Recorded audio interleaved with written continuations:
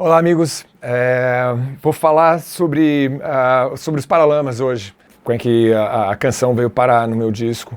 Minha identidade musical se confunde com a história dos Paralamas. Eles foram muito presentes na minha vida desde muito cedo, há muitos anos atrás.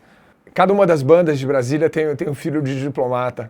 Por conta disso, nós morávamos próximos, perto um do outro em Brasília. Quando eu começo a ouvir música, no primeiro momento ouço que minha mãe ouvia, minha primeira influência, minha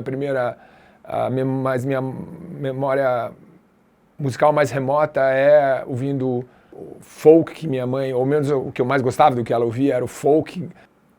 Meus pais, eu peço para que eles me tragam alguns discos, eu começo a me interessar por rock, eu peço para que eles me tragam alguns discos em alguma viagem deles, e eles me trazem coisas que eu não gostava, no primeiro momento, naquele momento, ao menos da minha vida, eu não gosto tanto. Eles me trazem os discos da primeira fase dos Beatles, daquela fase de terninho, então ainda eram as coisas tipo I Wanna Hold Your Hand, e eu não gostava.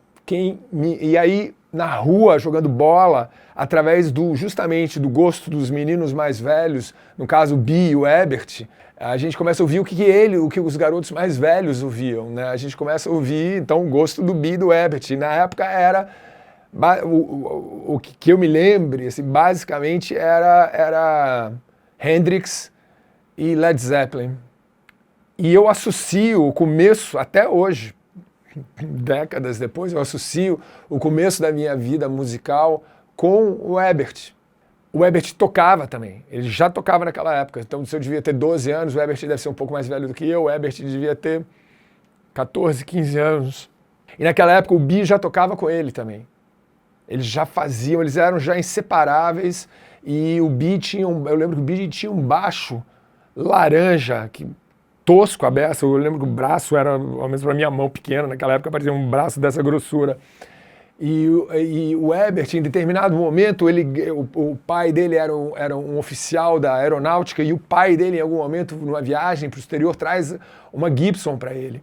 E é a primeira vez que a gente vê um instrumento importado na nossa vida. Isso acontece nos anos 70, naquela época a importação ainda era proibida no Brasil. E eu lembro que a garotada toda se junta na rua, e o Ebert abre o case da guitarra. Eu acho que era uma guitarra preta, eu acho que era uma L6S, eu acho que era aquela guitarra que o Bob Marley usa, preta, linda de morrer. A gente nunca tinha visto uma Gibson. Eles começam a tocar, os dois, o Bi e o Ebert, começam a levar cada vez mais sério. Em determinado momento o Ebert se afasta da gente, porque a gente se reunia embaixo. Cada quadra em Brasília tem uma quadra esportiva, poliesportiva. E era ali que o hangout era ali. A gente ficava ali em volta da quadra, andando de skate, jogando bola, tinha um campo de salão. E a casa do Ebert era em frente a esse campo de salão. Então ele morava ali no 5º andar, e a gente conseguia ouvir ele lá debaixo, a gente sentado nos bancos, onde nós passávamos os finais de tarde ou nos fins de semana, e a gente conseguiu ouvir o Ebert fazendo escalas.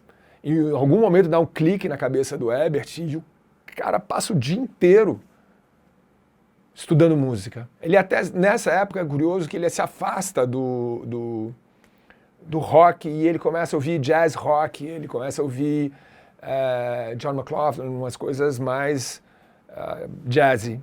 Ele vai numa outra direção, começa a levar a música muito mais a sério. E eu acho que é dessa imersão do Ebert que nasce o instrumentista que ele é hoje. Enfim, o pontapé inicial de tudo que acontece em Brasília é ligado aos Paralamas, é muito ligado ao meu gosto particular.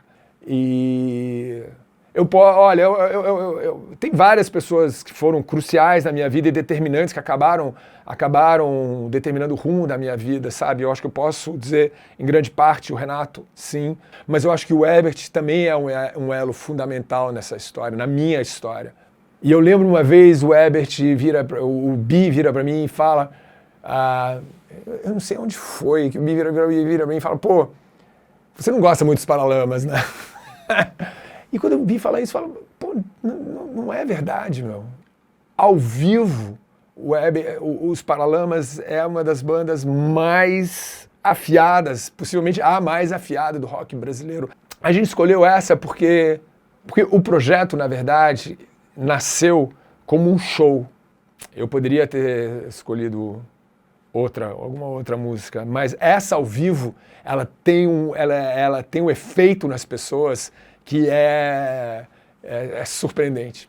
As pessoas cantam essa música, eu brinco ao vivo quando a gente toca que essa música parece quase assim, atirei o pau no gato, que assim, a melodia está tão embrenhada na cabeça das pessoas que faz parte delas, era como se essa música não tivesse um autor, como se ela fizesse parte do folclore brasileiro. E não importa onde, a gente pode estar tocando no interior do Nordeste, ou a gente pode estar tocando no sul, no interior do sul do Brasil, o efeito é sempre o mesmo. E algumas músicas parecem ter sido compostas de um modo perfeito, sabe? O A, B, a escolha das palavras, a melodia, parece que tudo está no lugar. E ela continua tendo o mesmo efeito. Eu queria dizer para o Bi que não é verdade. Eu gosto dos Paralamas. Acho que a obra deles é algo importante para a cultura popular brasileira. Eles são incrivelmente talentosos, eles são surpreendentes ao vivo. Todos, os três. O Herbert é um compositor de mão cheia, são todos grandes instrumentistas, grandes amigos meus. E esse é o motivo pelo qual a música está no rock and roll. Ah, meu Deus, era tudo que eu queria.